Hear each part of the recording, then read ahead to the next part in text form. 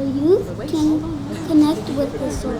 How do we better feed ourselves in the city? We can enhance our nutrition by eating local foods. We can take vacant lots and turn them into freaking gardens. Family farmers can find new ways to connect with people in the city. We can even grow our own crops for energy. What about the country? David Pimentel from the University of Cornell in New York did a study on the energetics, on the energy use of the modern food system. He determined that for every calorie of food that we consume, it takes 10 calories of energy to produce and distribute that food. About 3 of those 10 calories of energy are in the actual production in the field, but the other 7 calories of energy are embodied in the processing and the distribution of that food, so it can stand up to a long distance shipment. We're standing here in front of a large cornfield, and I think there's a lot of questions about the long-term sustainability of this kind of agriculture. This is an example of industrial agriculture, and I'd say there are 2 things that really challenge the long-term prospects of raising food in this way. The first is the environmental sustainability.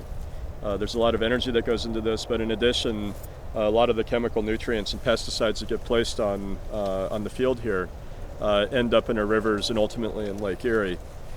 We see a spreading dead zone in Lake Erie, which can be tied right back to nutrients that are coming off of fields like this one. And this is also a national phenomenon. The Mississippi River, which pours into the Gulf of Mexico, there's a similar dead zone of hypoxia that's really disrupted fish populations in the Gulf of Mexico.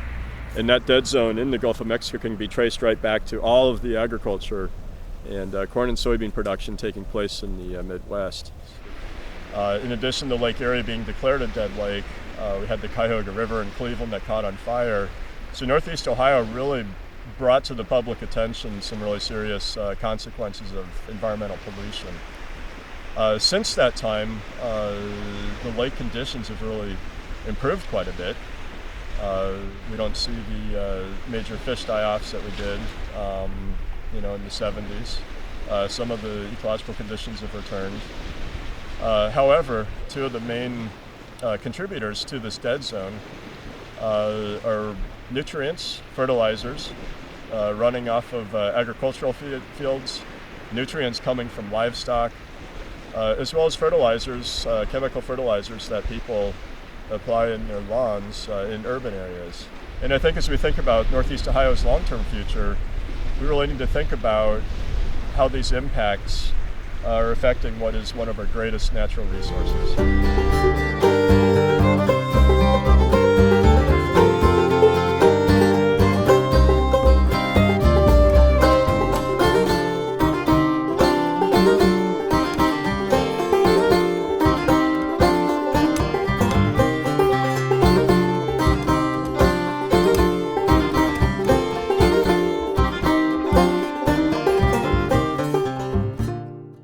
When you look at modern agriculture, it's a very fossil fuel driven system. The average food molecule is traveling between 1,300 to 2,500 miles to get to us. The average farmer is making between 5 and 17 cents for each dollar of food that is purchased. The other 83 to 95 cents goes into this national distribution system. It goes into the fuel, it goes into the processing, the long distance shipment, it goes into all the waste of the food that's not used. If every person spent 1 penny on every dollar to get something from a local farmer, that would generate $70 million worth of business here in Northeast Ohio. The high production of agriculture that you see in this cornfield may very well be a temporary situation in our history. And we need to start thinking about biodiesel, start thinking about solar and wind energy, start thinking about alternative kinds of ways of producing our basic food and fiber needs. I also think that it's important in everything that we do, whether we're farming, whether we're working in an industry, whatever we're doing, to maintain these connections to this broader sense of history and this deeper sense of history. Because this fossil fuel era is going to end here pretty soon. Things are going to be pretty dramatically different, perhaps even in my lifetime. And I think as we struggle with those differences, we'll find a lot of new opportunities, a lot of new ways of living on the earth. But I don't think that anything's going to replace meaningful connection to the very places that we live, and a sense of respect for an earth that's been here for a long time and will continue to be here for a very long time.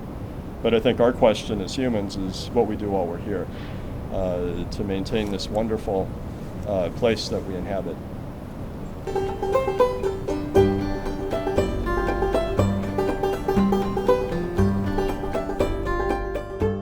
The other morning I awoke to a curious sight. The great blue heron landed in my backyard.